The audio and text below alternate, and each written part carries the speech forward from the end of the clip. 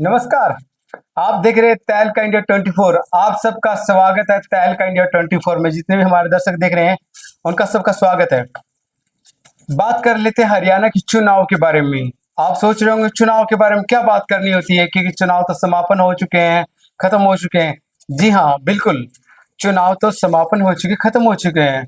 पर मैं आपसे बात करना चाहता हूं कि हरियाणा की राजनीति के बारे में, इसलिए क्योंकि अभी फिलहाल प्रेजेंट जैसे बात करनी है, परिणाम जो आए हैं महज 8 तारीख को जो परिणाम आए हैं, बड़े चौंकाने वाले परिणाम आए हैं। एग्जिटिव पोल के मुताबिक नहीं, एग्जिटिव पोल मानते हैं, एग्जिटिव पोल समय समय पे बड़े गलत साबित हुए हैं, परंतु ये भी नहीं कह सकते कि एग्जिटिव पोल अब की बार गलत साबित होने वाले थे, क्योंकि लोगों में लहर थी कांग्रेस पार्टी के। हर व्यक्ति के, हर युवा व्यक्ति पे जब ग्राउंड में फीडबैक ले हुए तो आप ये कह रहे थे अब की बार कांग्रेस।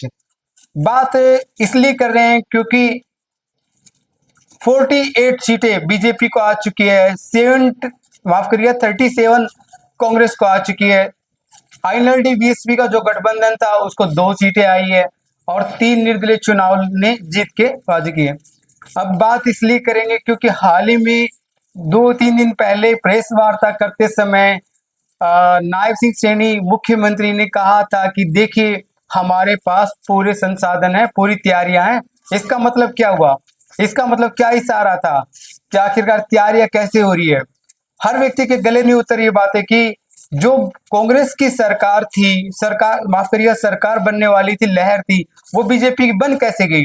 हर व्यक्ति इसी बात पे लेकर आशा आ रहा है कि आखिरकार कांग्रेस पार्टी में, जैसे पोस्टल बैलेट पेपर की बात करूं, पोस्टल बैलेट पेपर की बात करूं तो उसमें उसमें ऐसा क्या होता है कि पोस्टल बैलेट पेपर के बारे में कोई व्यक्ति अगर वोटिंग कर रहा है तो वो, क्या हमने उसको गिनी चुनित व्यक्तियों में चुन के रखा हुआ था कि ये बीजेपी के विरोधी हैं, इनको चुन लेते हैं ताकि उसमें ज्यादा एक लहर दिखे? उसमें दिख रहा है कि लोगों ने एक राय मशवरा दिख रहा है कि 60 से 70 सीटें कांग्रेस की दे रहे हैं, बीजेपी का सुपड़ा साफ होता दिख रहा है। उसमें दिख रहा है जो रुझान है। Best best postal ballot paper के बारे में बात कर लेते हैं।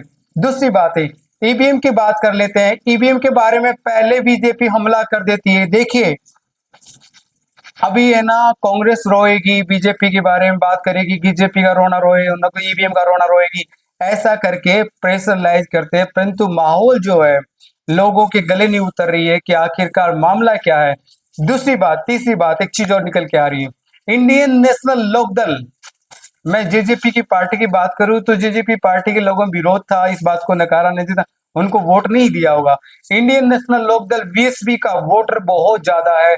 आखिरकार ये सब कैसे हुआ कि 2 सीटें सिमट गई?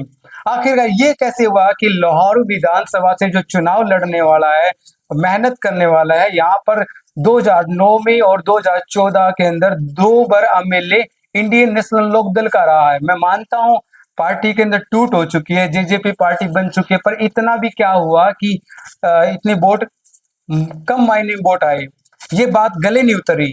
ऐसा भी क्या हुआ कि आम आदमी पार्टी की जो लहर बनी थी पंजाब के अंदर, जो बात कर लेता हूँ दिल्ली के अंदर काफी दफा बन चुकी है। फिर हरियाणा में क्या हुआ कि प्रत्येक विधानसभा सीटें में 700, 800, 900, 1000, 1200 वोट आए। ऐसा क्या हुआ? ये बात भी गले नहीं उतर रही है। तो फिर मामला क्या है? क्या मामला क्या है कि आखिरकार कब तक एक प्रत्येक मतदाता अपने आप को ठगा हुआ महसूस करेगा? आखिरकार कैसा मामला है? इस बात को चुनाव आयोग वेरीफाई क्यों नहीं कर रहा कि देखिए हम आपको ब्लड पेपर से चुनाव करवा रहे हैं, ये देखिए लहर है तो ठीक है, पर ब्लड पेपर से चुनाव नहीं करवा रहे, तो फिर आखिरकार संतोषजनक जवाब भी क्यों नहीं आ रहा है? चुनाव आयोग से 2 दिन पहले, माफ करिएगा कल ही, कांग्रेस पार्टी के पर जो कांग्रेस पार्टी का काफी बड़ा जो मंडल है वो मिला था, जो चुनाव आयोग से कहा था ऐसे ऐसे करके गड़बड़ियां साफ जाहिर दिख रही है, और उनको बताया भी गया है ऐसे ऐसे करके, कुछ क्षेत्र से बताया गया है। फिर आखिरकार सब ये हुआ कैसे?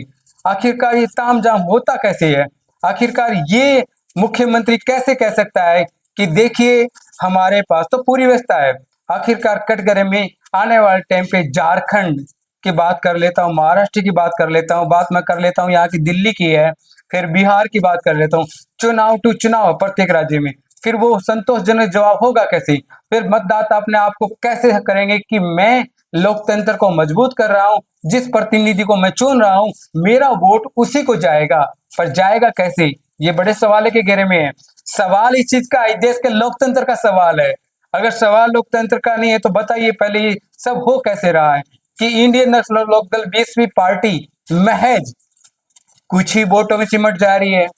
कांग्रेस पार्टी की लहर थी, 60 सीटें दिखा रहे थे, 50 सीटें दिखा रहे थे, 40 दिखा रहे थे, जो हम मतलब क्या है वो 37 पे सिमट रही है। और इंडियन लोकदल के दावा किया था, महासचिव अभय सिंह चौटाला ने खुद दावा किया था कि हम वहां से मजबूत है। उन्होंने ऐसे तो कभी नहीं कहा कि हम तो 50 सीटें ले रहे हैं बहुमत से, हम तो 40 सीटें ले रहे हैं, हम तो 60 सीटें ले। उन्होंने कहा था 15 से 20 सीटों में हम बड़े मजबूत हैं। मान लेते हैं अभय सिंह चौटाला का दावा ठीक नहीं था, तो पर इतना भी झूठा नहीं था कि अभय सिंह चौटाला का 8 से 10 सीटें भी नहीं आए। ये तो गले से नहीं उतरी बातें कि ऐसे भी तो नहीं झूठा था जो लोहारू विधानसभा से बीएसपी और कांग्रेस माफ करिए बीएसपी और इंडियन नेशनल लोकदल पार्टी का ओनली 5,000 सीटें वोट भी न मिले।